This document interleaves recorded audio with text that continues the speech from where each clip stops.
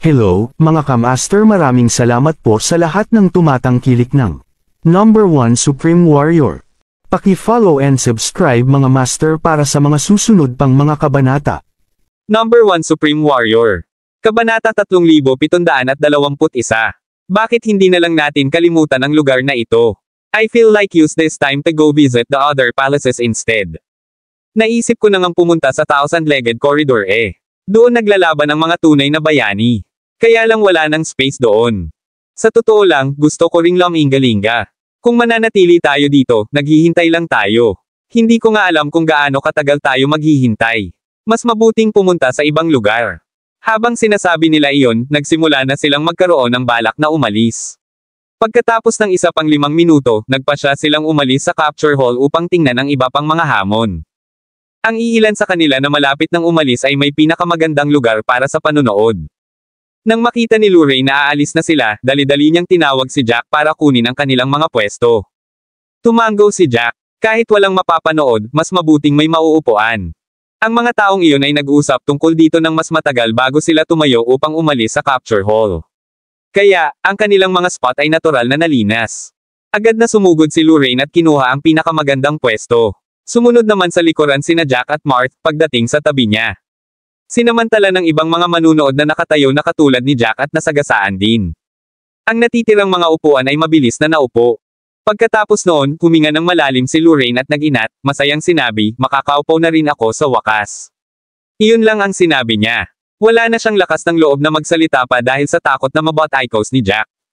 Sa mata ni Lorraine, nakakahiya lang ang nakatayo para manood. Para siyang matandang babae na nandito lang para may makita. Mas mabuting umupo at manood. At least, mas nagmukha siyang isang aktwal na manunood. Malamang na kailangan nilang maghintay ng mahabang panahon, ngunit ayos lang. Para sa mga mandirigma, ang paghihintay ng 1 o 2 araw ay hindi isang problema. Ang pangunahing bagay ay kung sulit o hindi ang paghihintay. Kay Lorraine at Marth, walang ganoon. Nasa Violet City lang sila dahil sa swerte. Gagawin nila ang anumang ginawa ni Jack. Kung hindi umalis si Jack, hindi rin aalis ang dalawa. Napasulyap siya kay Jack na nasa tabi niya at nakita niyang nakataas ang ulo ni Jack para tingnan ang scroll sa ere. Mukhang malalim ang iniisip ni Jack. Nagtataka si Lorraine, ngunit hindi siya naglakas loob na magtanong. Sa sandaling iyon, maging sina Lorraine at Marth o ang iba pang mga mandirigma sa paligid, lahat sila ay nakakaramdam ng pagkabagot. Pagkatapos ng lahat, wala silang paraan upang malaman kung kailan magsisimula ang susunod na labanan, at kung gaano katagal sila kailangang maghintay. Dahan-dahan, medyo marami sa kanila ang nagsimulang umalis, at medyo ilang mga mandirigma din ang pumasok. Sa lahat ng pagpasok at paglabas, hindi gaanong nabawasan ang mga bilang.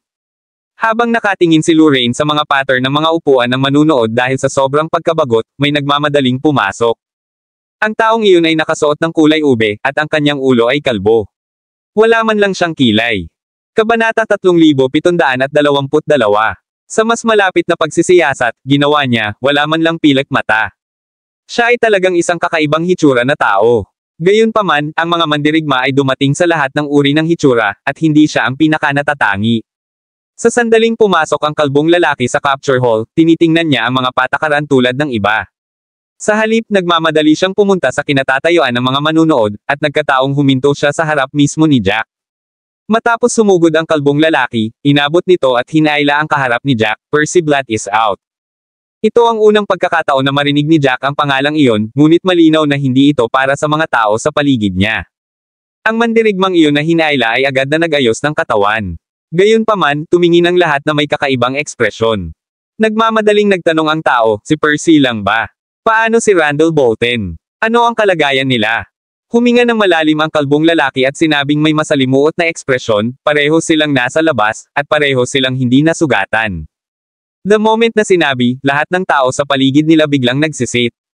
Hindi napigilan ng isang tao ang magtanong, ganap na hindi nasaktan. Sigurado ka ba? Hindi ba talaga sila nasaktan? Naalala ko na silang dalawa ang may pinakamataas na kahirapan. Paanong hindi sila nasugatan? Umirap ang kalbong lalaki at sinabi sa malamig na boses, bakit naman ako magsisinungaling sa iyo? Masaya ba yon? Kumalat na ang balita kung saan-saan. Kung hindi ka naniniwala sa akin, alamin mo ang sarili mo. Sa mga salitang iyon, natural na naniwala sa kanya ang lahat. Ang tahimik na kapaligiran ay biglang nag-ingay muli. Hindi ko alam kung ano ang sasabihin ko ngayon. Wala sa mga hamon na ito ang naging mahirap para sa kanila, ngunit tumanggi silang makarating sa isang antas ng isang lungsod. Bakit sila nananatili dito upang labanan ang aming mga mapagkukunan? Hoy! Pwede bang tumahimik ka? Hindi mo ba alam na may tenga ang mga pader? Medyo marami-raming mandirigma mula sa Star Continent. Huwag mong kakalimutan ang kalagayan nila. Hindi pa narinig ni Jack ang dalawang pangalan noon, ngunit hindi ito ang unang beses niyang marinig ang tungkol sa Star Continent. Sa Cloud City, medyo narinig na niya ang tungkol sa kontinenteng iyon. Ang pinakamahalagang bahagi ay ang Star Continent ay pareho sa pamamaga ng Tide Continent. Napakagulo nilang dalawa. Ang sino mang makasakit sa Star Continent ay tiyak na magdurusa sa hinaharap. Higit pa rito, mas mataas ang ranggo ng Star Continent kaysa sa Swelling Tide Continent. Nangangahulugan ito na ang Star Continent ay mas malakas kaysa sa Swelling Tide Continent. Ang Star Continent ay kabilang sa nangungunang tatlong mundo sa ikalawang baitang, kaya natural din na kabilang sa pinakamalakas ang mga mandirigma ng Star Continent. Karamihan sa mga mandirigma ay susubukan na iwasan ang mga mandirigma mula sa kontinenteng iyon, nag-aalala na sila ay magugulo sa anumang paraan. Hindi lamang sila malakas, ngunit sila rin ay maikli. Hanggat ang sinuman ay makasakit sa isang mandirigma na may malaking posisyon mula sa Star Continent, sila ay maaapektuhan ng walang katapusan. Napakaraming tao ang pinaalis nila sa mga lungsod, nagtatago sa ibang mga lungsod. Gayunpaman, hanggat sila ay nasa isang lugar na may mga mandirigma mula sa Star Continent, sila pa rin ang target. Kabanata 3723. Ang Star Continent at Swelling Tide Continent ay kasumpa-sumpa sa Whirling World. Jack hindi kailanman. Inaasahan na ang dalawang mandirigma ay mula sa lugar na iyon. Nakikinig lang sa usapan ng lahat, kitang-kita na kung ano ang antas ng kanilang kakayahan. Ang mga nakatayo sa tuktok ay halos napunta na sa isang antas ng isang lungsod. Ang dalawang iyon ay malinaw na maaaring nasa isang antas ng isang lungsod, ngunit pinili nilang manatili sa isang antas ng dalawang lungsod. Mag-ingat ka sa mga bibig mo. Hindi ka maaaring marinig ng sinumang mandirigma mula sa Star Continent. Kung hindi, hindi ka na makakatakas sa gulo. Sabi ng isang mandirigma mula sa ikalawang baitang mundo. Lahat ay tumango doon, hindi nakakaramdam ng kagalakan tungkol dito. Kitang-kita kung gaano sila natatakot sa Star Continent. Tumaas ang isang kilay ni Jack, tahimik na naalala ang pangalang iyon. Itinaas ng kalbong lalaki ang kanyang kamay at pinigilan ang lahat bago siya nagsalita ng malakas, huwag kayong magmadaling magsalita tungkol dito. Sasabihin ko sa inyong lahat ang isang piraso ng eksklusibong balita. Maswerte kayo at narito. Nang marinig ni na Percy at Randall na may lumitaw na isang malakas na hayop, nagpasya silang tumungo rito. Sa sandaling sinabi, ang lahat ay hindi kapani-paniwalang nagulat. Papunta silang dalawa sa capture hall. Ang lahat ay biglang tila hindi kapani-paniwalang interesado. Ang ilang mga mandirigma ay may hindi kapani-paniwalang madilim na hitsura sa kanilang mga mukha, habang ang iba ay abala sa tsismis, naghihintay sa susunod na labanan. Ang mga mandirigma na nag-aalala na hindi sila makakakuha ng life points at maaaring masugitan ay nagpasya silang lahat. Sa mga mandirigmang kasing lakas niyan sa Taiman, makakayanan nila ang mas malalakas na hayop kaysa doon. Kahit na hindi sila makakakuha ng maraming mula dito, maaari silang tumayo upang makakuha ng ilang mga benepisyo. Sumimangot si Jack, hindi inaasahan na pupunta ang dalawa sa capture hall. Kahit na hindi pa siya nagkaroon ng anumang salungatan sa Star Continent noon, hindi siya nagkaroon ng magandang impression sa Star Continent salamat sa Swelling Tide Continent. Magkapareho ang uri ng mga mandirigma mula sa dalawang mundong iyon. Lahat sila ay basura. Ngumiti si Lorraine at sinabing, hindi na yata natin kailangang maghintay. Sa sandaling sinabi niya iyon, nagkaroon ng kaguluhan sa labas. Halos lahat ay napatingin sa ingay. Dalawang lalaki na may kaakit-akit na damit ang pumasok sa capture hall. Sa likod nila ay napakaraming lalaki na magkapareho ang pananamit. Halatang galing sila sa iisang angkan. Nandito na sila. Ang bilis naman. Akala ko maghihintay pa tayo. Nandito rin sina Rowan at Nim. Nandito lang ba sila para magpakitang gilas? Alam ng ilan sa mga mandirigma doon kung sino sila, at nagsimulang bulungan. Nangyari ay narinig ni Jack ang pinag-uusapan at alam niyang ang mga lalaking iyon nakakapasok lang ay ang sentro ng talakayan. Malamig ang tingin ni na Percy at Randall sa mga manunood. Kitang-kita ni Jack ang pang-aalipuste sa kanilang mga mata. Sa mata ng dalawang iyon, puro basura lang ang lahat ng mandirigma sa kinatatayuan ng mga manunood. Gusto man itong pag-usapan ng lahat, pinilit nilang ibaba ang kanilang boses, nag-aalala na baka hindi sila masiyahan sa mga taong ito. Huminga ng malalim si Jack bago muling tumingin sa stage. Sa sandaling iyon, narinig ang mga yabag. Bago pa siya lumingon para tumingin, narinig niya ang malamig na boses na nagsabi, tumayo kayong lahat. Ang tono ay hindi kapani-paniwalang bastos. Parang utos sa isang utusan. Kabanata 3724. Biglang natigilan ang lahat sa paligid. Lumingon sila at nakitang si Rowan pala ang nagsalita. Malamig siyang nakatingin sa kanilang lahat, at biglang tumahimik ang paligid. Maging ang kanilang paghinga ay naging mas malambot. Ano ang ibig sabihin noon? He was asking them to stand up with such a bad attitude. Nagulat ang karamihan sa mga taong nakaupo sa paligid. Labis silang nalungkot tungkol dito, ngunit naramdaman ni Rowan na ang kanyang dignidad ay hinahamon nang makita niyang walang tumayo. He scoffed before he said, "Hindi ba lahat kayo nakakaalam ng lugar nyo? Let me say it again, from you here to you over there. Oo nga, I'm talking about you. Tumayo kayong lahat. Don't you think it's nice that you're sitting in such good seats? This spot should be reserved for US." Sa wakas ay naunawaan na ng lahat ang kanyang sinasabi. Higit pa rito, ang pinakamalayong taong itinuro ni Rowan ay si Marth, habang ang nasa simula ay isang lalaking nakaitim na damit. Ibig sabihin ay kasama si Jack sa mga taong pinatayo. Napakaganda talaga ng mga upuan na iyon dahil tanaw nila ang buong lugar. Kakasabi lang ni Luray na maswerte talaga silang nakuha ang mga upuang ito. Sila ay nagkataong natisod sa mga mandirigma na naiinip at umalis sa capture hall. Gayunpaman, bago pa man sila makapagpainit ng kanilang mga upuan, sila ay itinaboy na.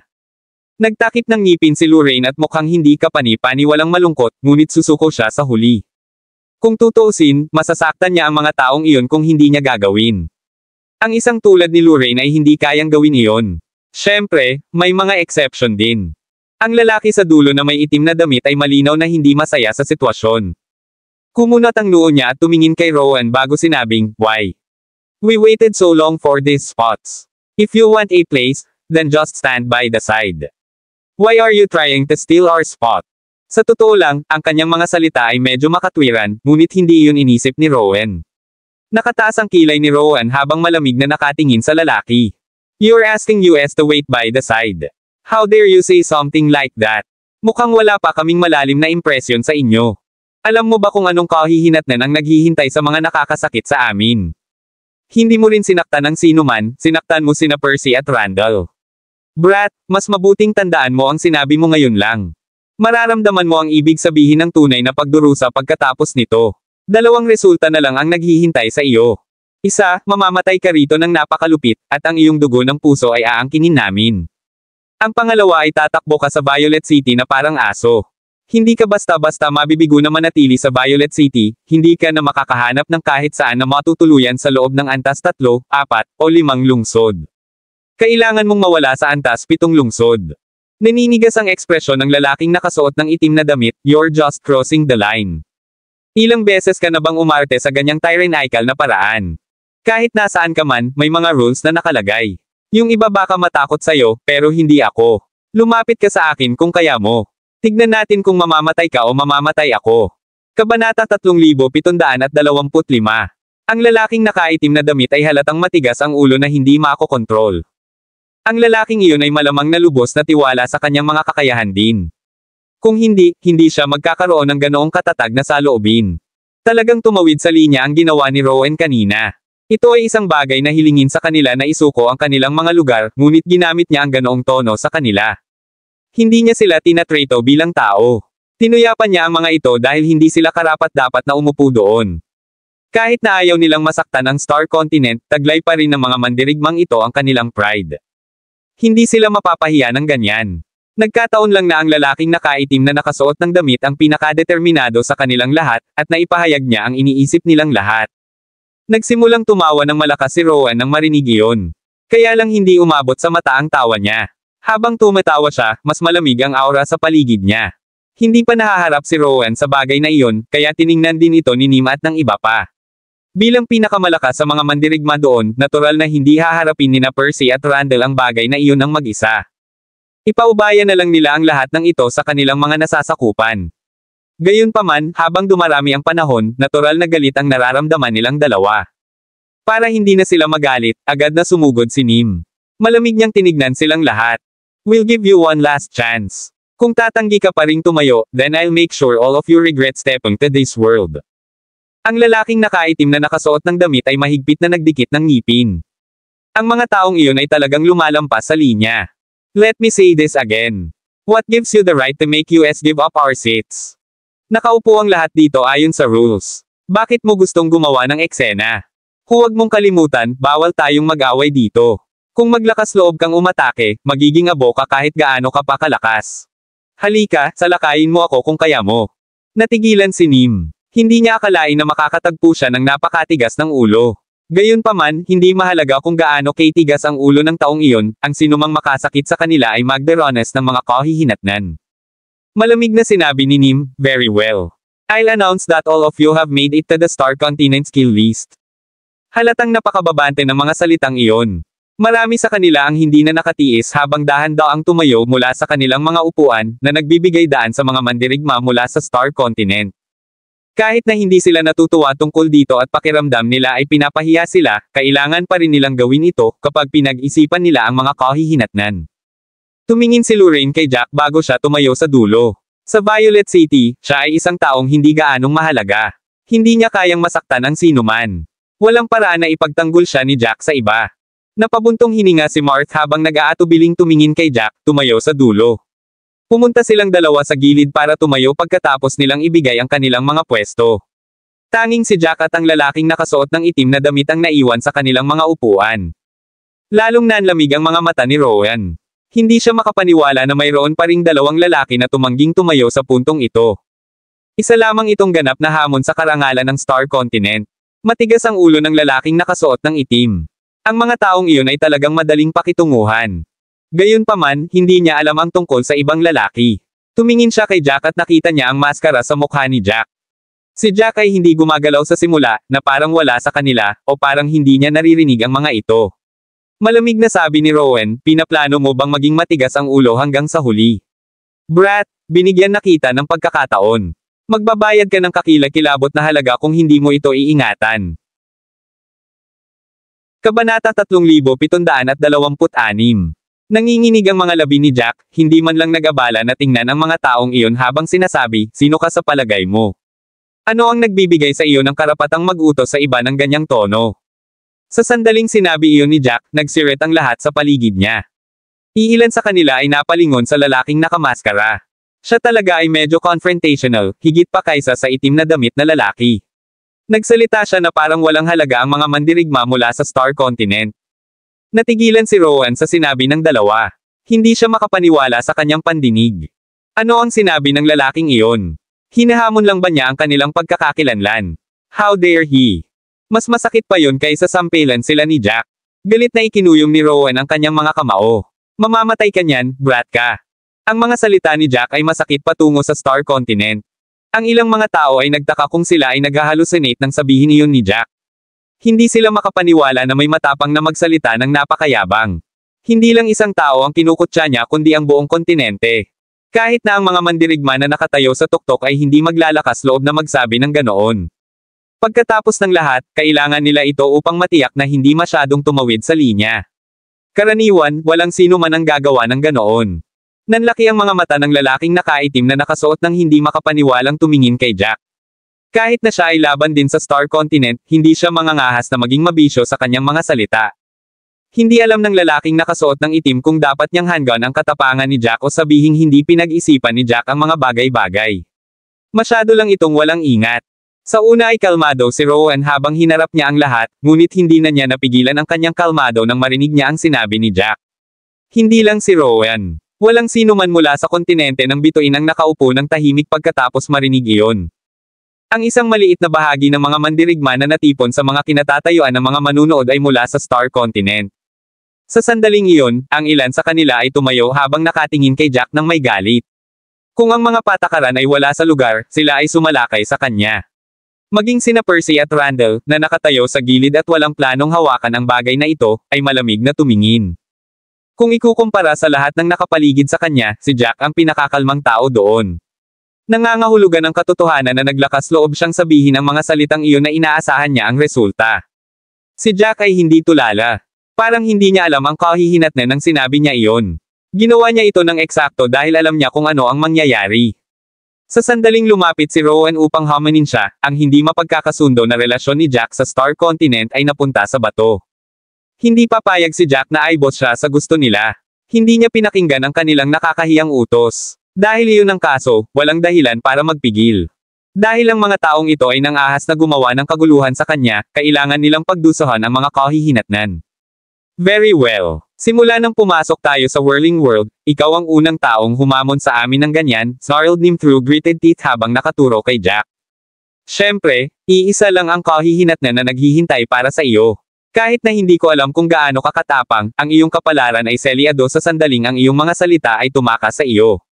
Walang makakapagligtas sa iyo mula doon. Kitang-kita kung gaano siya galit ng mga sandaling iyon. Gayunpaman, tumawa si Jack, hindi man lang naabala sa banta ni Nim. Kabanata 3727. Nakarinig si Jack ng mga katulad na pagbabante ng ilang beses sa isang araw, kaya manhid siya sa lahat ng ito, novel drama. Ang mga mandirigma mula sa Swelling Tide Continent ay nanumpa na pahihirapan din siya, ngunit lahat sila ay patay na. Baliw ba ang taong ito, o nagpapanggap ba siya? Hindi ba niya alam na halos nagpapakamatay na siya ngayon? The Star Continent has always been very particular about its honor. Kahit sinong makasakit sa isang warrior na may makabuluhang posisyon mula sa kanilang kontinente ay sila ang tatargetin. Napakaraming sumuko sa kanilang mga layunin at umalis sa lungsod na kanilang kinaroroonan para sa ibang lugar. Karaniwang kaalaman ito, kaya dapat alam na ito ng taong ito. Bakit niya pa ginagawa ito, kung gayon? Naiinip lang ba siya sa pamumuhay? Who knows? He's just crazy. I feel good, though. All of these warriors from the Star Continent act whatever they please. They act like they can do whatever they want, from cutting the queue to stealing our seats. Sa tingin nila ay pakikinggan natin ang lahat ng kanilang sasabihin, at walang sino man ang sasalungat sa kanila. Alam kong sa loob-loob mo ay nagrereklamo ka rin. Kahit na ang taong ito ay haantong sa isang kakilakilabot na kapalaran, siya ay nagsasalita para sa ating lahat. Sa sandaling sinabi iyon ng taong iyon, agad na itikom ng kanyang kapwa alagad ang kanyang bibig. Kumunot ang noo ng lalaki at sinabing, "Hoy, nababaliw ka na ba? Paano mo nasabi ang ganyan ngayon?" Lahat ng mga mandirigma mula sa Star Continent ay nagngangalit ngayon. May tenga ang mga pader. Kung sa huli ay kapuputin ka rin nila, hindi mo ba iniisip na patay ka na? Walang pakialam si Jack sa sinasabi ng iba. Sa totoo lang, hindi na niya kailangan pang isipin ang tungkol dito para malaman nilang lahat siguro ay baliw siya sa ginawa niya. Natigilan sina Rowan at Nim. Ang kanilang mga mata ay nakadilat na parang lalabas na sa kanilang mga saksakan. Nanginginig ang buong katawan ni Nim sa galit.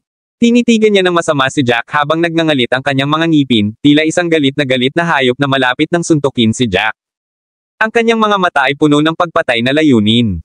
Kung sino pa man, naapektuhan na sana sila at umatras. Gayunpaman, naramdaman ni Jack na ang liwanag na binaril niya sa kanya ay isa lamang mula sa isang ganap na tulala. Ito ay walang silbi. Napatingin sina Mart at Lorraine kay Jack na may mga natigil ang ekspresyon. Pareho nilang ibinoko ang kanilang mga bibig upang magsalita ngunit matalinong nilunok ang kanilang mga salita. Wala silang masabi sa sitwasyong ito. Mas mabuting umarte sila na parang wala silang kinalaman kay Jack. Si Jack ay may kakayahang protektahan ang kanyang sarili, ngunit hindi nila ginawa.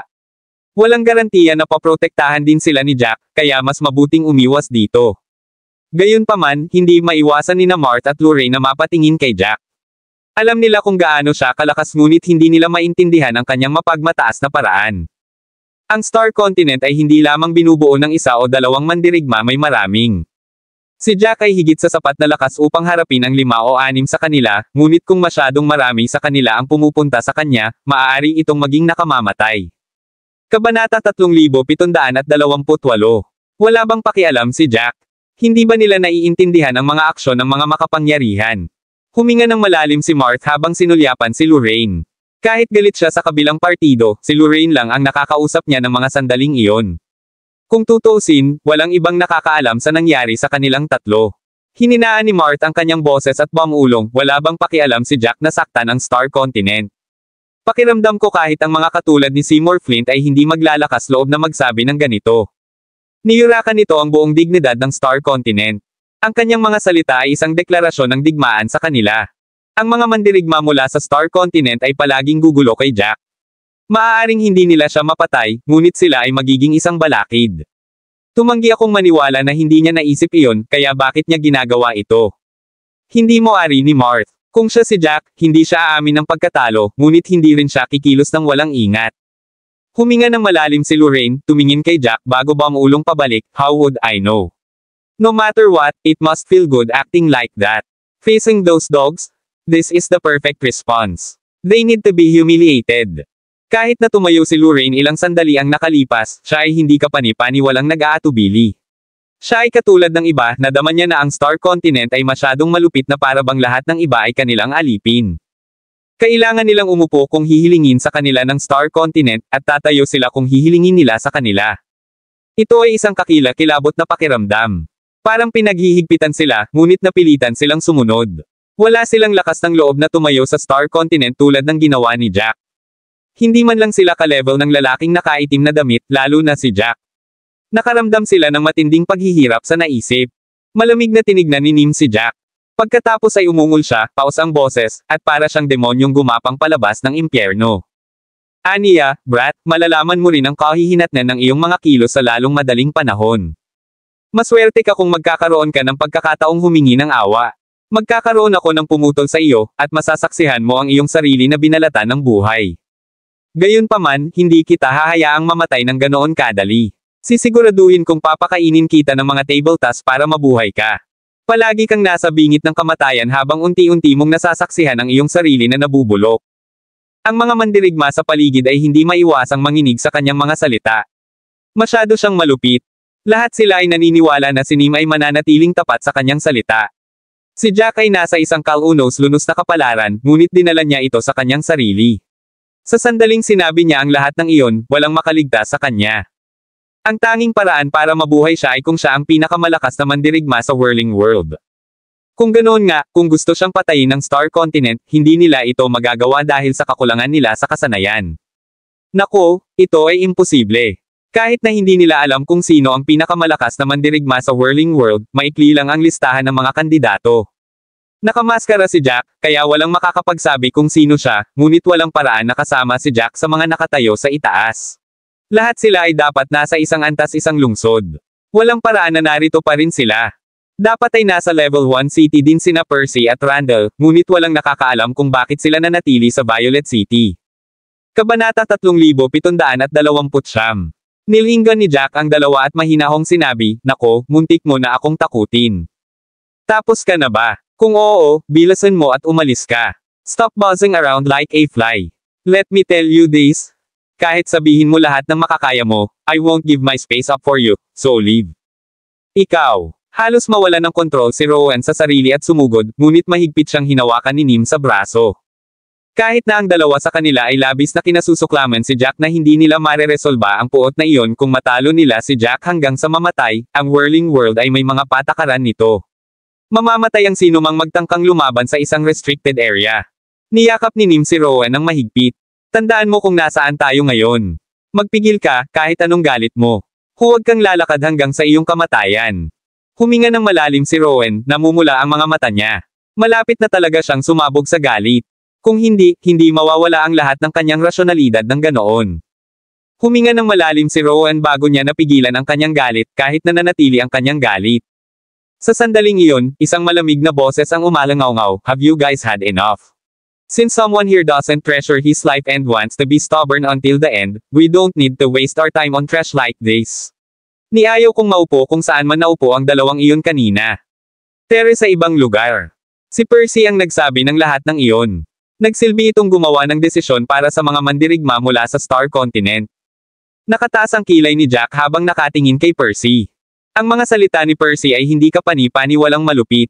Maging si Jack, na kadalasang kalmado, ay hindi maiwasang maapektuhan nito. Napangisi si Jack nang sumilay ang malamig na bata sa kanyang mga mata. Tama ang desisyon niya kanina. Tumingin si Jack kay Percy at sinabing, "Remember what you said. Don't try and regret it in the future." Tumawa ng malakas si Percy.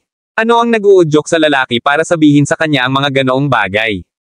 Si Percy ang dapat magsabi niyan, pero nawalan siya ng malay sa tanong na iyon, binaril kaagad sa kanya. Nang marinig ng lahat ang sinabi ni Jack, ang ilan sa kanila ay nagsimulang tumingin ng kakaiba kay Jack. Tumingin sila kay Jack na para bang isa itong baliw. Malamig na sabi ni Percy, "After what you said, I'm starting to look forward to things. Show me how you'll make me regret it. Lumuhad ka ba at magmakaawa sa akin na pagsisihan ko? May mali talaga sayo. Whatever, hindi tayo dapat makipagtalo sa mga baliw na basurang tulad mo." Lumingon si Rowan at tumingin sa ibang lugar. Si Jack ay nasa lugar kasama ang pinakamagagandang iilan. Kahit na ang mga posisyon sa harap ay hindi kasing ganda, hindi rin sila masamang lugar. Lumapit si Rowan at tumingin sa mga row sa harap. I don't want to waste any more of my time. Tumayo kayong lahat. Don't make me utter another word, or you'll end up like that crazy guy. Nagpalitan ng tingin ang mga nasa harap na hanay.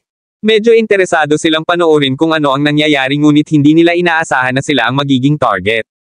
Gayunpaman, malinaw ang pananakot sa mga salita ni Rowan.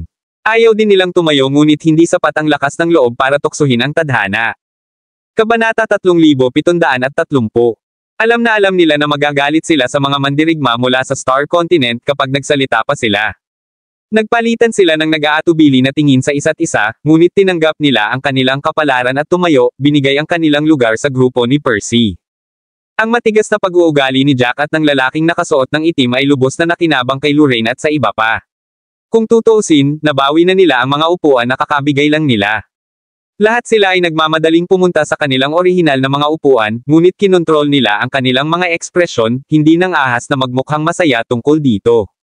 Huminga ng malalim si Lorraine habang nakatingin kay Jack, ngunit wala siyang lakas ng loob na magsalita ng kahit ano sa sandaling iyon. Kung tutuusin, ayaw niyang may makaalam na magkakilala sila ni Jack.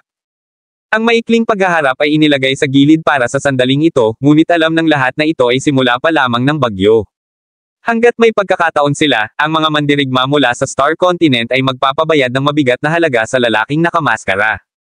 Nanatiling kalmado si Jack na parang walang kinalaman sa kanya ang lahat ng nangyari. Parang walang nangyari.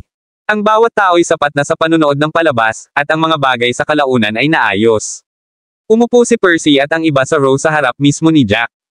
Lahat sila ay tila nagbubulungan sa isa't isa, may pinag-uusapan.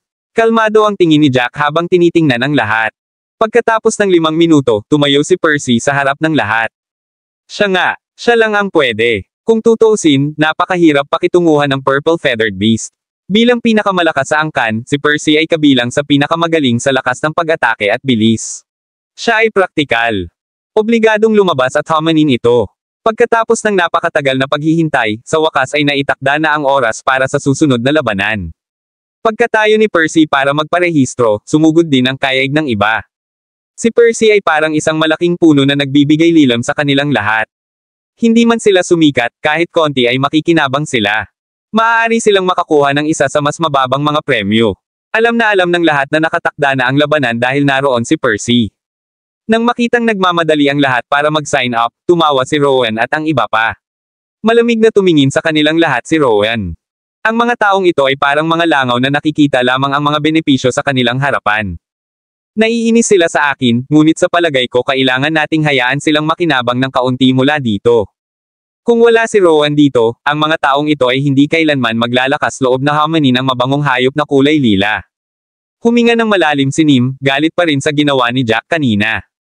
Malamig niyang tiningnan ang lahat at walang pakundangan na sinabi, ang mga asong iyon ay hindi dapat pansinin. Kahit naswertehin pa sila sa pagkakataong ito, kakailanganin nilang umasa sa kanilang sarili sa hinaharap. Magtatakbo sila, pabalik sa mas mababang antas ng mga lungsod sa kalaunan, kung saan kabilang ang mga basura. Ito ang kaharian ng mga malalakas.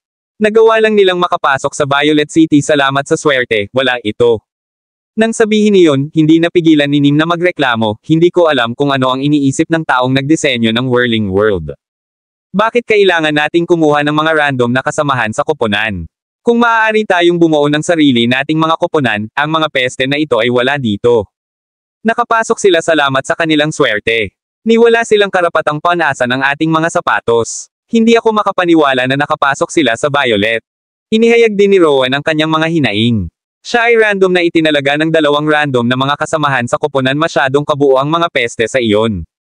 Hindi sana makapasok ang kanyang mga kasamahan sa Violet City kung hindi dahil sa kanya. Iniisip pa lang niya ay naiinis na siya. Bakit kailangan niyang tulungan ang mga taong iyon? Sila ay hindi karapat-dapat na maging sa parehong koponan bilang kanya sa lahat. Gayunpaman, gaano man sila kabiguan, hindi nila mababago ang mga patakaran ng Whirling World. Habang sila ay nagsasalita, ang mga pagpaparehistro ay tila nasobrahan. Maliban kay Percy, mayroong 9 na iba pang pwesto. Kahit na walang interesado sa mga spot na iyon bago ito, ang mga spot na iyon ay biglang naging mainit na mga bilihin.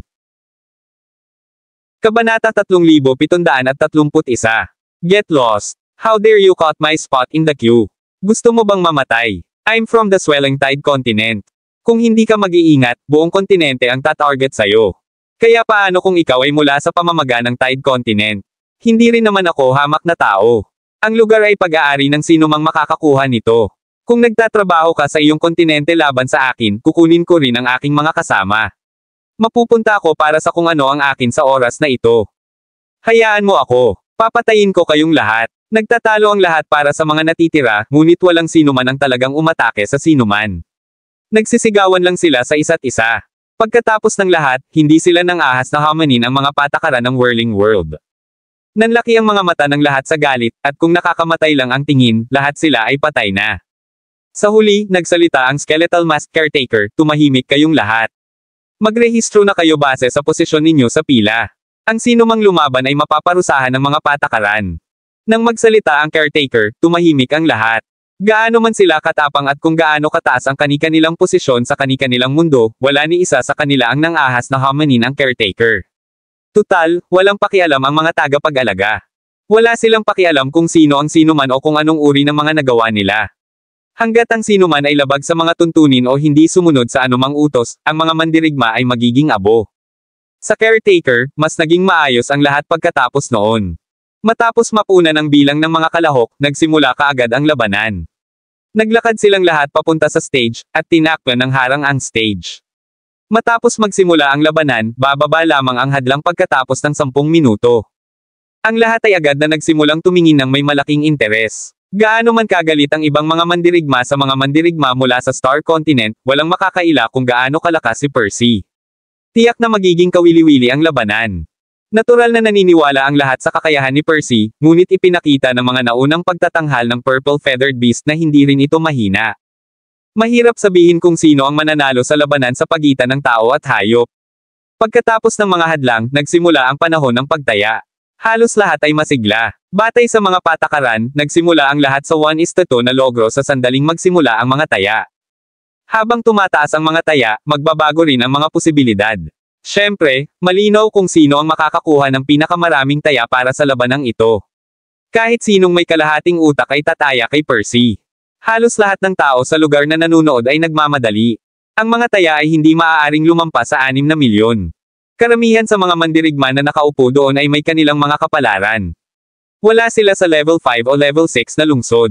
Maraming mga mandirigma doon ang maaaring gumawa ng milyon-milyong kristal na espirito nang walang anumang problema. Iilan sa kanila ang tumaya sa lahat ng mayroon sila kay Percy. Matapos ang utos ng mga tagapag-alaga, ang mga mandirigma sa spectating area ay tumayo lahat at sumugod sa lugar ng pagtaya. Karamihan sa kanila ay medyo nasa sabik. Pagkatapos ng lahat, ito ay isang sugal na halos hindi matatalo. Ang mga kakayahan ni Percy ay malinaw para makita ng lahat. Ang iba pang siyam ay walang pagkakataon. Kabanata 3732. Kung hindi matalo ni Percy ang Purple Feathered Beast, mababawi nila ang kanilang postahan. Gayunpaman, kung nanalo si Percy, magagawa nilang kumita ng mabilis na kapalaran. Umubo si Lorraine bago niya sinulyapan si Jack. Sabik na rin siya pero nag-aalala na baka magalit siya kapag nakipagpustahan siya kay Percy. Pagkatapos ng lahat, nagkaroon lamang sila ng isang maikling salungatan at isang matinding isa doon. Ang pagtaya niya kay Percy ay nangangahulugan na pumanig siya sa kaaway. Hindi siya papayag na ipahayag ang kanyang mga intensyon, ngunit ayaw niyang matalo sa isang sugal na siguradong panalo rin. Hindi lang si Lorraine, kundi pati si Marth ay may katulad na ekspresyon sa kanyang mukha. Napalunok si Lorraine. May salungat na ekspresyon sa mukha niya habang nahihirapang magdesisyon kung pupunta siya. Kung pupunta siya, masasaktan niya si Jack.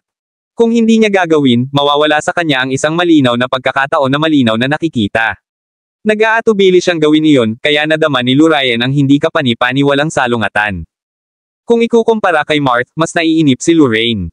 Kahit na ganoon din ang iniisip ni Marth, mas nakontrol niya ang kanyang emosyon. Alam ni Marth kung gaano kamahal si Lorraine na kumita ng kahit anong maliit na tubo na kaya niya. Kaya, naramdaman ni Marth na hindi na niya kailangang magsalita. Napatingin si Marth kay Lorraine. Sure enough, patuloy na sumulyap si Lorraine kay Jack na may guilty expression. Halos nakasulat iyon sa buong mukha niya. Nang tingnan iyon, napangiti si Marth, biglang naging kalmado. Hindi nakita ni Jack ang ginagawa nilang dalawa. Kahit gawin niya, wala siyang pakialam.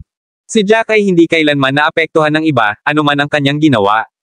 Sa sandaling magdesisyon siya sa isang bagay, hindi niya papansinin ang iba kahit na ang tingin nila sa kanya ay isang biro. Nakataas ang isang kilay niya habang nakatingin kay Rowan at sa iba pa, na pawang nakaupo sa harapan. Tinitigan nila ang lugar ng pagtaya. Ang lugar ng pagtaya ay abala sa sandaling iyon. Agad na itinaya ng lahat ang lahat ng espiritong kristal na mayroon sila kay Percy. Habang ang lahat ng mga mandirigmang iyon ay kumilos ng walang pasensya at padalos-dalos, lalo pang minamalas sila ng mga mandirigma mula sa Star Continent. Parang langaw lang ang tinitingnan nila. Sinabi ni Rowan sa pang-aalipusta, ang mga peste na ito ay hindi karapat-dapat na panasan ng aking sapatos. Natawa si Nim at sinabing, sa palagay ko, ang pagiging isang katulong sa tabi ko ay hindi magiging kasing kahihiyan ng pagiging sila. Gusto lang nilang samantalahin ang sitwasyon. Kung lagyan nila ng napakaraming spirit crystal si Percy, lalala ang posibilidad ni Percy. Sa bandang huli, ilang libo lang ang kikitain nila. It's not even anything worth batting for, but worry they're rolling. Kitang-kita ang pang-aalipusta sa mga mata ni Nim habang sinasabi niya ang lahat ng iyon. Tiningnan niya ang lahat na parang lumalangoy sa imburnal. Hindi rin sila nag-abalang ibaba ang kanilang mga boses, kaya maririnig ng ilang tao sa kanilang paligid ang lahat ng malinaw. Nadama ng mga sabik na pumwesto ang kanilang mga sarili na nagngangalit ang kanilang mga ngipin at ang kanilang mga tainga ay namumula sa mga salitang iyon, ngunit hindi sila nang ahas na magsalita pabalik. Napilitan silang pigilan ito, hindi man lang naglakas loob na magsalita. Nag-aalala sila na baka marinig ang kanilang mga salita. Kung sakaling sila ay maging target ng mga mandirigma ng Star Continent, ang kanilang mga kapalaran ay magiging trahedya. Nagtaas ng kilay si Jack. Sa gitna ng lahat ng galit at pangungutya, mahinahon siyang tumayo. Gayunpaman, inisip ng lahat na si Jack ay baliw, kaya walang sino man sa kanila ang nag-abala sa pakikipag-usap kay Jack. Lumipas na ang sigalot kanina, at mas nakatutok ang lahat sa betting area at si Percy sa entablado. Mas kaunting mga tao ang nagbigay pansin kay Jack, ngunit anumang ginawa ni Jack ay walang alinlangan na makaakit muli ng maraming atensyon. Kabanata 3733. Nakakuha ng maraming atensyon si Jack nang tumayo siya. Habang nagtataka ang lahat kung ano ang gustong gawin ni Jack, dahan-dahan siyang umalis sa spectator area at naglakad patungo sa betting area. Ilang tao ang natigilan sa nakita. Anong ginagawa niya? Is he trying to place a bet? How can he even thinking about that right now? Who knows? This guy has never done anything sane. Mukhang sasali siya sa postahan. Sinong balak niyang postahan? Hindi mahalaga kung sino ang taya niya, hindi niya tataya si Percy for sure. I think this guy is just trying to provoke Percy by going to put his bet on a weaker warrior. There's no reason to do that, though. I think Percy will just think that he's doing something useless. He won't be angered by this at all. What's the man thinking? Kaya lang, lumakas ang mga usapan. Lahat ay sinusubukang hulaan kung ano ang ginagawa ni Jack. Pupunta ba siya sa pusta? Sino ang tataya niya sa huli? Natural na narinig din ni Rowan at ng iba ang mga talakayang iyon. Sabay-sabay silang napalingon sa pag-address ni Jack. Kinagat ni Rowan ang kanyang mga ngipin. Ang batang ito. Kinasusuklaman niya si Jack. Gusto niyang punitin ang lalaki, ngunit hindi siya makaatake dahil sa mga patakaran. Gayunpaman, walang dahilan para makipagtalo sa kabilang partido. Kung tutuusin, baliw ang tanga, at ang pakikipagtalo sa kanya ay magiging masama ang kanyang sarili. Gayunpaman, hindi niya napigilan ang sarili sa galit at pagkabigo na dumaloy sa kanya. Sa sandaling iyon, kahit anong gawin ni Jack, matinding galit lang ang mararamdaman ni Rowan.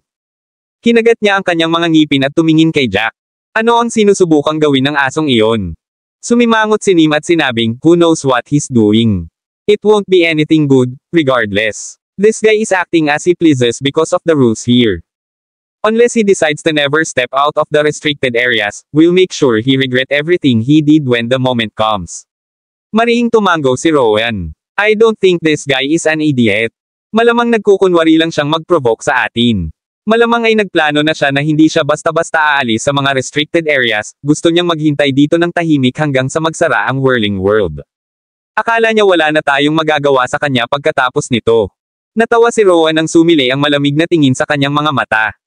Abat tanga, kahit na siya ay mapalad na umalis sa whirling world ng buhay, hindi namin siya pababayaan. Walang mga flawless na pader. We will be able to figure out who he is. Pagdating ng panahon, hindi lang ang brat na ito ang maghahirap, kundi ang angkan din niya. Kailangan niyang magbayad ng mabigat sa ginawa niya ngayon. Pwede bang kumalma kayong dalawa? What's the point of trying to be so petty with a crazy person? Sabi ni Randall. Bilang pangalawang pinakamalakas na disipulo at isang taong nakatayo sa tuktok, ang kanyang mga salita ay may malaking bigat. Natahimik agad sina Rowan at Nim. Sa simula pa lang, hindi na napigilan ni Randall si Jack ng pangalawang tingin. Kahit na ininsulto ni Jack ang Star Continent at hindi pinigilan ang kanyang mga salita, pinananatili ni Randall ang isang kalmadong ekspresyon sa buong panahon. Hindi siya nagpakita ng labis na emosyon, ngunit hindi iyon nangangahulugan na hindi siya galit. Kabanata 3734. Sa halip, nagalit na siya kay Jack. Ang paraan ng pag-uugali ni Randall, gayunpaman, ay tila mas kalmado siya kapag mas galit siya. Tumaas ang isang kilay ni Randall at nagpatuloy, mahuhulog ang taong ito sa ating mga kamay sa bandang huli.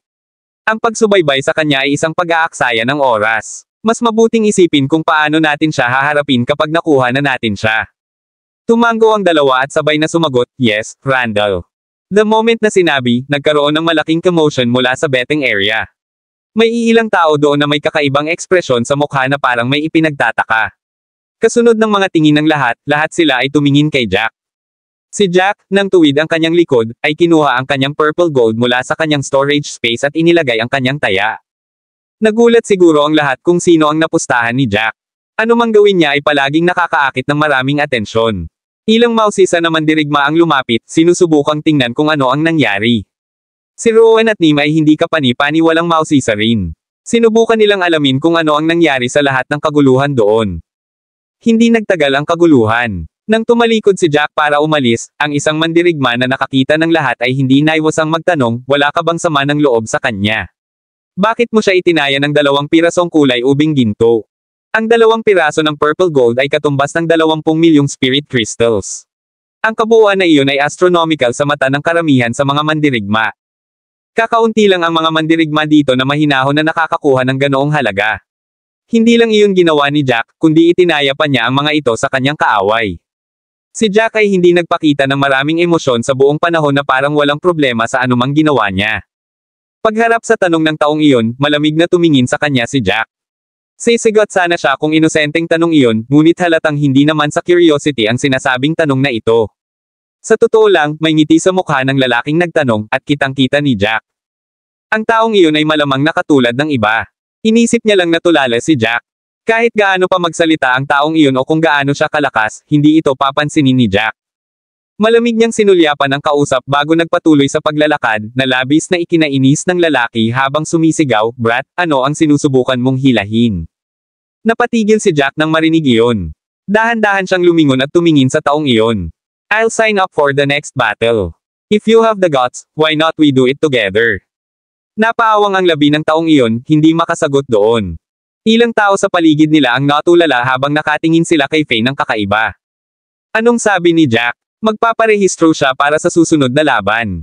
Naglakas loob pa siyang gawin yun.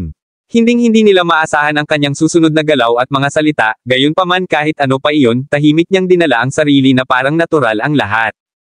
"Hoy, Hamish, anong ginagawa mo? Nag-aaksaya ka ng oras sa kanya. Hindi mo ba nakikita na wala siyang pakialam sa Star Continent? Sa tingin mo ba maaabala ka niya?" Si Hamish ang kausap lang ni Jack. Tumingin si Hamish at pinandilatan ang nagsalita. "What do you know? This guy deserves to be teach a lesson. He's trying to show off in front of us all. Do you really think he dares to challenge the Star Continent? I doubt it. Pinipilit lang niya ang sarili niya." Pagkasabi niya nun, naglakad na si Hamish. Nakatitig ang mga mata niya sa mukha ni Jack na para bang may gustong ilantad mula doon. Kabanata 3735. Kahit na hindi ko alam kung ano ang pangalan mo at kung gaano kabastos, walang magbabago sa naghihintay sa iyo. Sumali ka sa labanan. Sasalakayin mo ba ako? Walang mga panuntunan laban sa pag-atake sa mga kapwa kalahok sa entablado. Karaniwan, walang sino man ang talagang gagawa nito. Pagkatapos ng lahat, ang layunin ng mga kalahok ay patayin ang hayop, hindi ang isa't isa. Gayunpaman, mayroon ding mga pambihirang pangyayari. Halimbawa, dahil si Jack ay nagsasign up para sa susunod na labanan, ang mga mandirigma mula sa Star Continent ay sasali rin, at ang target ay automatikong lilipat sa kanya. Naintindihan naman agad ni Hamish ang ibig sabihin ni Jack, sinasabihan siya ng kabilang partido na makipaglaban sa kanya sa entablado. Walang katotohanan, naisip ni Hamish. Tumingin siya kay Jack na para bang nakatingin siya sa isang baliw, kumikibot ang mga labi. "Sobra-sobra ka na sa pagyayabang mo. Magpapaliste ka ba talaga? Anong pinaplano mo? Alam ng sino mang may kalahating utak ang mangyayari, pero hindi ka natatakot. Sa tingin mo ba madali ka nilang bibitawan kung sasali ka sa labanan? Sino ka sa tingin mo? Kahit na hindi ako maituturing na isa sa mas malalakas na mandirigma, mas malakas ako sa mga regular na mandirigma. Wala kang kalaban-laban sa akin. Kahit na hindi alam ni Hamish kung ano ang pangalan ng lalaki sa kanyang harapan, at hindi niya makita kung ano ang hitsura ng lalaki o kung gaano kalakas ang lalaki, talagang naniniwala si Hamish na ang lalaki sa kanyang harapan ay hindi kailanman magiging mas malakas kaysa sa kanya sa lahat ng mga kalokohang ginagawa niya. Kahit sinong wala sa isip ay hindi kikilos tulad ni Jack. Napangisi si Jack habang malamig na nakatingin kay Hamish. Walang emosyon sa kanyang boses, ngunit bawat salita ay binibigkas ng may pananalig, dahil sa tingin mo ay hindi ako katugma sa iyo, ay pangako mo sa akin na sasali ka sa susunod na labanan. Hindi nagabala pang hintayin ang tugon ni Hamish, tumalikod si Jack at naglakad patungo sa kinatatayuan ng mga manunood, na iwan ng isang nalilitong grupo ng mga mandirigma. Humihingal si Hamish, pakiramdam niya ay hinamon siya. Siya ay tahasang kinutya. Nagpasya siyang sumali sa labanan. Walang nakakatakot sa kanya, gayon pa man. Hindi naman daw siya nakasakit ng kahit na sino, kaya hindi siya tatamaan kahit na ginawa niya iyon. Kailangan lang niyang siguraduhing maingat siya at hindi siya masasaktan. Gayon pa man, ang lalaking iyon ay tatarget hanggang sa siya ay mamatay.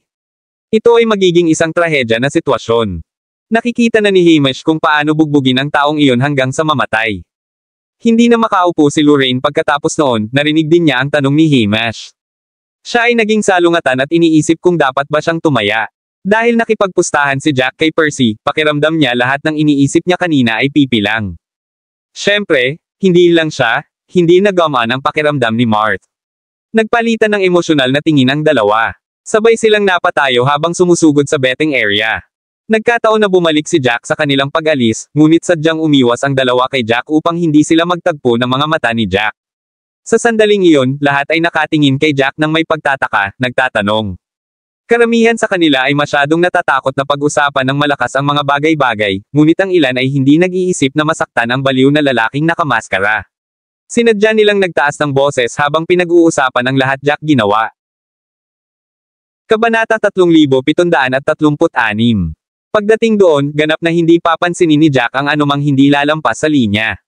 Kung tutuusin, ayaw niyang makipagtalo sa kanilang lahat ng walang tigil na parang baliw. Walang kahulugan iyon, at ito ay ganap na pag-aaksaya ng oras. Pagkatapos niyang maupo sa orihinal niyang pwesto, lumingon si Rowan at ang iba pa. Umupo sila sa row sa harap mismo ni Jack. Ang naunang salungatan kay Jack ay naging sanhi ng kanilang pagkamuhi kay Jack, ngunit ito rin ang naging dahilan upang tingnan nila si Jack bilang isang ganap na tulala. Kaya naman, pagkaupo nila, tumigil na sila sa pagtatalo ni Jack. Gayunpaman, naramdaman nilang nahihirapan silang magpigil. Naningkit ang mga mata ni Rowan habang nakatingin kay Jack. Puno ng paghamak ang kanyang mga mata. He scoffed and said, mukhang hindi ka lang isang ganap na tanga. At least alam mo kung saan ilalagay ang mga ito at kung kanino ilalagay ang mga ito. Gayunpaman, sobrang curious ako. Alam mong napakalakas namin, at hindi mo kayang masaktan man lang kami, kaya bakit ka nagpumilit na isuko ang iyong buhay? Nakataas ang isang kilay ni Jack habang walang magawa. Pagkaupo ng grupong iyon, pinanatili nila ang tinatawag nilang pride, hindi na nagpatuloy sa pakikipagtalo sa kanya. Iyon ang pinakagustong makita ni Jack. Talagang ayaw niyang mag-aksaya ng oras sa pakikipagtalo. Gayunpaman, hindi nagtagal ang kapayapaan bago sila muling nawala ng pasensya. Natatawang sabi ni Jack, sa 10 sa kanila, mas malakas lang siya ng kaunti kaysa sa iba. Ikaw na lang ba ang ipagpustahan ko? Pwede bang gamitin mo ang utak mo kapag nagsasalita ka? Kahit gaano pa kita kababa ng tingin, hindi ko na lang sasayangin ang kapalaran ko. Dahil sa mga salitang iyon ay napatayo si Rowan sa galit. Muling nag-alab ang lahat ng galit na nagawa niyang pigilan kanina. Malinaw na nalampasan ni Jack ang linya sa kanyang mga salita. How dare nakutsain siya ng lalaki ng ganoon. Kinagat ni Rowan ang kanyang mga ngipin at sinabing, Brat, nagpapakamatay ka ba? Hindi ka na natatakot dahil wala ka ng iba pang mawawala, di ba? Hayaan mong sabihin ko sa iyo, sa tuwing naaapi mo ako, ang iyong kamatayan ay maaantala ng panibagong araw. Hahayaan kitang maranasan ang impyerno sa lupa bago kita patayin. Tumaas ang isang kilay ni Jack bago siya nagalit, bukod sa pananakot sa mga tao, ano pa ba ang kaya mo? Ilang beses akong nakakarinig ng mga ganyang salita sa isang araw. Hindi na bago. Kung may kakayahan ka, awayin mo ako ngayon din. Kung hindi, shut your mouth. Sa sobrang galit ni Rowan halos lumuwa ang mga mata. Napagtanto niyang parang talo siya sa lalaking iyon sa lahat ng paraan pagdating sa pakikipagtalo. Tumayo si Nim at hinawakan ang braso ni Rowan, hinaila pabalik si Rowan pababa. Kumunat ang noo ni Nim at sinabing, nakalimutan mo na ba lahat ng sinabi ko sa'yo noon? Hindi ba't ang pakikipagtalo sa isang baliw na tulad niya ay hinihila mo lang ang sarili mo pababa sa level niya? Sa sobrang galit mo ay tumayo ka sa harap ng lahat. Ganyan ka ba talaga kakitid ng utak? Paanong titingin sa'yo ang iba? Ay, nakaramdam ng hiya si Rowan. Hindi siya ganoon kainit ng ulo.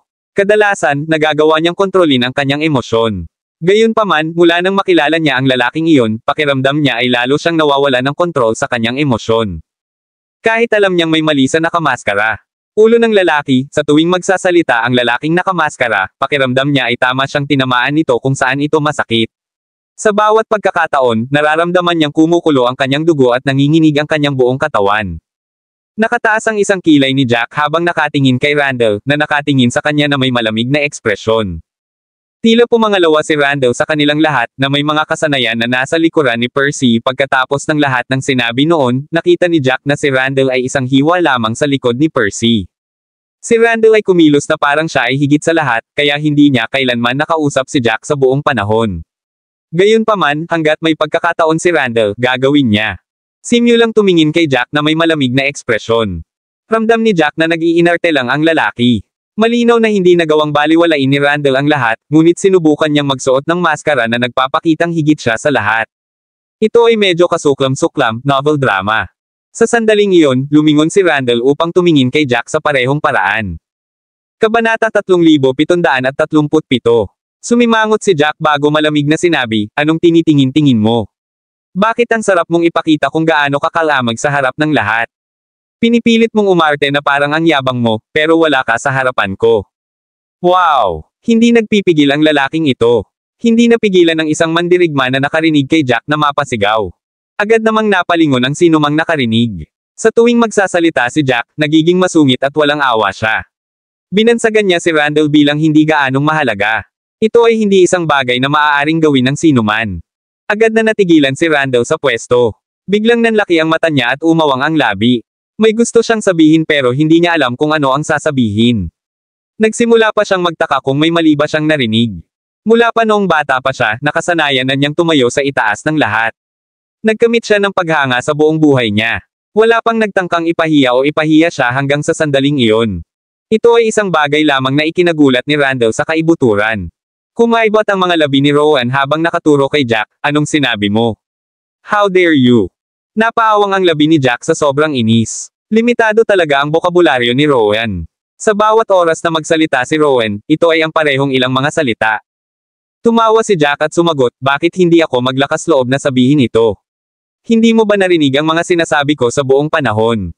Ang mga salitang iyon ang naging dahilan ng pag-freeze ng mukha ni Rowan. Biglang tumahimik ang paligid nila.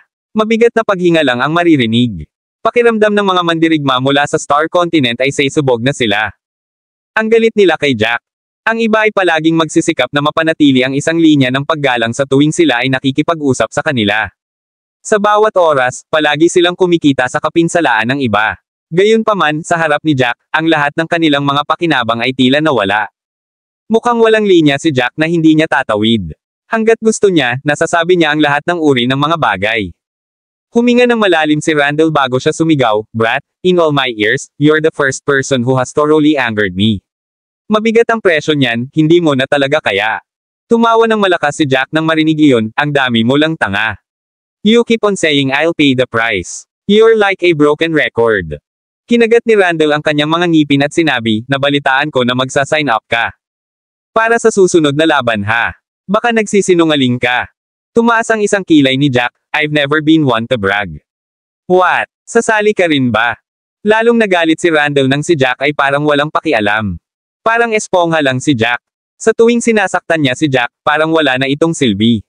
Babalik pa ito sa kanya. Habang iniisip ito ni Randall, lalo siyang nagalit. Pakiramdam niya ay paghiwalayin si Jack sa lugar. Kinagat ni Randall ang kanyang mga ngipin at sinabing, huwag kang masyadong matuwa sa pagtakbo ng bibig mo. Maraming tao dito na nakarinig sa sinabi mo. Kung magsisi ka pagdating ng panahon, mapahiya ka lang. Habang sinasabi niya ang lahat ng iyon, ginagawa na niya ang lahat para pigilan ang galit sa kanyang puso. Gusto niyang guluhin si Jack para hindi na bumalik ang kabilang partido. Kanyang mga salita, hindi bata si Jack, malinaw niyang nasasabi ang nangyayari. Kabanata 3738. Tumawa si Jack at tumango. Ang mga taong iyon ay may malaking maling akala sa mga bagay-bagay. Lahat sila ay naramdaman na si Jack ay kumikilos lamang ng ganoon dahil hindi niya magawang iwanan ang kanyang pagkilos. Pakiramdam nila ay ayaw niyang mamatay, ngunit masyado nang nakatuon sa akto. Iyon ang dahilan kung bakit naramdaman ni Randall na mapipilitin si Jack na pumayag ang provokasyon. Gayunpaman, hindi kailanman binago ni Jack ang kanyang mga plano dahil sa iniisip ng iba noon. Siya ay nagplano sa pag-sign up sa buong oras. Ang kanyang layunin ay isang bagay na pangarap lamang ng lahat doon. Siyempre, hindi niya sasabihin ang kanyang iniisip. Walang pakialam si Jack kung ano man ang iniisip ng mga taong iyon sa kanya. Maaari nilang sabihin at isipin kung ano ang gusto nila. Wala siyang balak magpaliwanag sa sarili niya. Napaawang ang labi ni Randall habang malamig na nakatingin kay Jack. Pilit niyang sinubukang tuklasin ang takot na pilit na pinipigilan mula sa kalmadong ekspresyon ni Jack. Gayunpaman, nabigo siyang makakita ng anuman kahit na pagkatapos ng mahabang panahon. Kinagat ni Randall ang kanyang mga ngipin at sinabi sa mahinang boses, ang galing talaga niyang umarte. Kahanga-hanga ang galing ng lalaking iyon sa pag-arte. Karaniwan, ang sinuman ay magkakaroon ng ilang antas ng emosyon na hindi nila napigilan. Hindi bababasa, magkakaroon sila ng ilang bakas ng emosyon na nagpapakita. Gayunpaman, tila ganap na kalmado si Jack, na para bang walang kinalaman sa kanya ang lahat ng nangyayari. Ang lahat ng panganib na nasa harapan niya ay walang pakialam sa kanya. Napaawang ang labi ni Randall. Gustong-gusto niyang sumugod para punatin ang mukha ng lalaking iyon, na inilantad ang lahat ng takot at pagkakasala ng lalaki. Gayunpaman, hindi niya nagawa iyon. Tutal, nasa restricted area sila. Sa sandaling siya ay umatake, ang kanyang buhay ay nasa panganib. Natural na hindi karapat-dapat na ipagsapalaran ang kanyang buhay para sa isang taong alam lamang na kumilos. Gayunpaman, nagsisimula na siyang mawala ng kontrol sa kanyang sarili na pinapanood lamang si Jack na gawin ang anumang nais ni Jack sa kanyang harapan. Huminga ng malalim si Randall at malamig na sinabi, "Don't think that we can tell what you're actually thinking. Your act will crumble eventually. I'm just curious, are you really not worried at all? Dahil pumayag ka na, kung sa palagay mo ay may iligtas mo ang iyong dignidad sa pamamagitan ng paghahanap ng dahilan para tumanggi sa susunod, magkakamali ka. Mapapahiya ka ng husto sa harap ng lahat. Hindi rin ito basta-basta-bastang kahihiyan." Sabik na sabik si Randall na makita kung ano ang gusto niya sa ekspresyon ni Jack. Patuloy lang niyang sinisikap na putulin ang bawat landas ng pag-urong ni Jack. Tapos, kahit anong palusot niya, walang kakampi sa kanya. Pagtatawanan lang siya ng lahat. Halata namang ginagawa ni Jack ang lahat para sa kanyang dignidad. Ang isang taong kasing yabang niyan ay tiyak na hindi papayag na dumanas ng ganoong kapalaran. Magbabayad siya ng presyo para sa kanyang bibig. Sa pag-iisip pa lang ay napaawang ang labi ni Randall. May masamang tingin sa loob. Kanyang mga mata, niyurakan ng lalaking iyon ang karangalan ng Star Continent. Para lang sa kapakanan ng sarili niyang pride, talagang kinutya ng lalaking iyon si Randall. Hindi kailanman naramdaman ni Randall ang sobrang mali sa kanyang buhay. Wala pang nang-ahas na magsalita sa kanya ng ganoon. Sa sandaling sila ay nasa entablado, ang hayop ay magiging tuluyang nakalimutan. Haharapin muna niya ang lalaki. Kabanata 3739. Bubugbugin muna niya ang lalaki sa 1 pulgada ng kanyang buhay, hindi man lang makatayo. Kapag ang lalaking iyon ay talagang isang tumpok lamang ng laman, kung gayon ang lalaki ay ganap na sa kanilang mga kamay. Gagamitin niya ang lahat ng pinakamalupit na pamamaraan sa mundo sa lalaki. Sisiguraduhin niyang pagsisisihan ng lalaki ang lahat. Sisiguraduhin niyang mauunawaan ng lalaki kung ano ang tunay na pagdurusa. Si Randall ay may ganap na madilim at masamang tingin sa kanya. Mata. Malinaw na nakikita ni Jack ang lahat.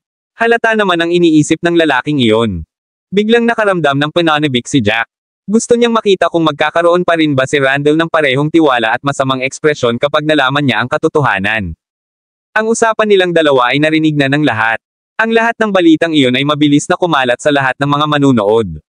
Agad itong nag-udyok ng maraming interes. Ito ay magiging lubhang nakakaaliw kung ito ay patuloy na bubuo. Ano sa palagay mo ang pag-iisip ng taong ito? Kaya ako ay mausisa. Sa palagay mo ba talaga siya ay ganap na natatakot? Gaganapin lamang niya ang lahat, handang mawala kaysa umamin sa kanyang sariling kasalanan. Para sa kapakanan ng kanyang pagmamataas, mawawalan siya ng buhay. Panipi. Sino ang nakakaalam? Sa palagay ko ang taong ito ay baliw lang. O baka siya ay ganap na nahuhumaling sa kanyang dignidad na wala siyang pakialam sa buhay niya. First time kong makakita ng ganito. Kahit ang pinakamalakas na mandirigma sa whirling world ay hindi magiging mayabang para hamanin ang buong star continent. This guy really is just so committed to his act. No one is going to help him. Hindi na rin niya maibabalik ang mga sinabi niya. Dahan-dahan lang niyang itinutulak ang sarili niya sa isang kalsadang walang babalikan. Once he gets on the stage, siguradong mawawalan na siya ng pag-asa. Gayunpaman, ang ilan ay nagpahayag ng ibang opinyon. Isang warrior na may malaking ulo ang nagsabi sa magaspang na boses, "Hoy, hindi ba napakasimple lang ng ginagawa niyo? Sigurado kayo na talagang aakyat sa entablado ang lalaking ito. Maliban na lang kung talagang baliw siya o magpapakamatay, walang paraan na tumuntong siya sa entablado." Ngayon lang siya tumatakbo sa bibig niya. How could all of you believe what he says just like that? Don't forget, this is a restricted area. Kahit na talagang gumawa siya ng maraming dahilan mamaya para sabihing hindi siya sasali sa labanan, ano ang magagawa natin? At most, we're just able to mock him a little. Even the warriors from Star Continent will only be able to curse at him para atakihin siya. Sa sandaling sinabi niya iyon, medyo marami sa kanila ang natigilan. Tama ang sinabi ng lalaking malaki ang ulo. Kahit ano pa ang sabihin ng lalaki sa sandaling iyon, hindi talaga iyon mahalaga. Sa huli, ang mahalaga ay kung talagang nag-sign up siya sa huli. Ito ay magiging isang tiyak na bagay kapag ang kanyang pangalan ay nakasulat sa listahan. Kung hindi, ang mga salita ni Jack ay magiging ganap na walang kabuluhan. Sa huli, maaaring magbago ang isip niya. Tumalikod man siya para umalis, walang makakapidyaw sa kanya. Maliban kung tumayo silang lahat sa pasukan at tumanggi na palayain siya, walang lalabas dito sa huli. Hindi sila maaaring umatake, at hindi maglakas loob. Matapos maunawaan iyon, medyo marami sa kanila ang nagsimulang mawala ng interes. Gayunpaman, mayroon pa rin silang pag-asa sa kanilang mga puso. Pakiramdam nila ay sobrang nagyabang si Jack sa isang simpleng dahilan, nahuhumaling siya sa sarili niyang imahe. Para makaabot ng ganito para sa sarili niyang imahe, baka madala nila siya sa entablado mamaya kung na-provoke nila siya. Pagkatapos, magkakaroon ng isang nakakaaliw na palabas na mapapanood. Ang lahat ay sabik na naghihintay sa eksena, umaasa na ang mga mandirigma mula sa Star Continent ay talunin ang yabang na iyon. Kabanata 3740. Sa sandaling iyon, natapos na sina Lorraine at Mart sa paglalagay ng kanilang mga taya. Sa kanilang pagbabalik, narinig nila ang iba't ibang usapan. Tila sinabi ng lahat na si Jack ay tunay na walang kwentang tanga na marunong lamang magyabang. Nagkaroon sila ng masalimuot na damdamin sa tuwing nakakarinig sila ng mga katulad na pag-uusap. Alam na alam ng dalawa ang husay ni Jack. Sa Seven Deaths Array, halos napalibutan sila ng panganib. Sa huli, umasa si Jack sa sarili niyang kakayahan para ibalik ang mga bagay-bagay. Ang gininto ang kahirapan ay hindi maaaring hamanin ng lahat. Nagtaka pa sila kung matagumpay ba itong susubukan ni na Percy at Randall. Tumawa si Lorraine at sinabing, parehas ako sa kanila noong una, pero mali ako. Lumingalinga si Mart at sinabing, huwag mo na lang silang pansinin. Kahit anong mangyari, malalaman din nila ang totoo sa huli. Hindi ko akalain na si Jack ay isang taong mahilig magsabi ng walang laman na mga salita. Ang katotohanan na naglakas loob siyang sabihin ang lahat ng iyon ay nangangahulugan na talagang kaya niyang hawakan ang lahat. Ang Star Continent ay kailangang magbayad ng isang mabigat na presyo kung gusto nilang gawing mahirap ang mga bagay para sa kanya. Sa huli, ang Star ay magiging, at ang Continent ay umamin na iyon. Mukhang sigurado si Mart sa kanyang sarili nang sabihin niya iyon. Sa totoo lang, hindi siya ganoon kapamilyar kay Jack, pero medyo naranasan na nilang magkasama. Sa pag-unawa ni Mart kay Jack, ang kabilang partido ay tiyak na hindi isang taong magbibigay ng walang laman ng mga pagyayabang para lamang gumanda ang kanyang sarili. Hindi niya kailangang gawin iyon. Akala ng lahat ay walang katotohanan at mayabang ang mga kinikilos ni Jack dahil hindi nila kilala si Jack. Lumingon si Lorraine kay Mart. Aniya, napakalakas talaga ni Jack, nasaksihan ko ito sa kanya. Gayunpaman, siya ay masyadong kumpiyansa. Star Confident will not be so easy to deal with. He really crossed the line just now. He basically stepped on the faces of every warrior from Star Continent. It's already past the level where they can ever reconcile. Star Continent won't let him off that easily. Kahit alam nilang hindi siya ordinaryong tao, hindi pa rin ganoon kadali para sa kanila na kalimutan siya. After all, this concerns their dignity. They stick to you like glue. Marami rin sila. Kahit ang mga nangungunang mandirigma ay hindi maglalakas loob na sakta ng Star Continent ng ganoon kadali. Jack's just being too reckless. Kumunat ang noo ni Mart. May sense si Lorraine, pero pakiramdam pa rin ni Mart ay ginawa ni Jack ang lahat ng iyon dahil pakiramdam ni Jack ay kakayanin niya ito. At saka, talagang tumawid ang Star Continent. Kung hindi, ang lalaking nakaitim na damit ay hindi lalaban sa kanila tulad ng ginawa ni Jack. Inutusan silang tumayo na parang mga alipin para magbigay daan. Bawat mandirigma ay may kanya-kanyang puri at dignidad. Kahit na ang karamihan sa kanila ay tumayo, walang sinuman sa kanila ang kusang loob. Si Jack ay may pambihirang kakayahan at talento. Normal para sa kanya na magkaroon ng conflict sa Star Continent.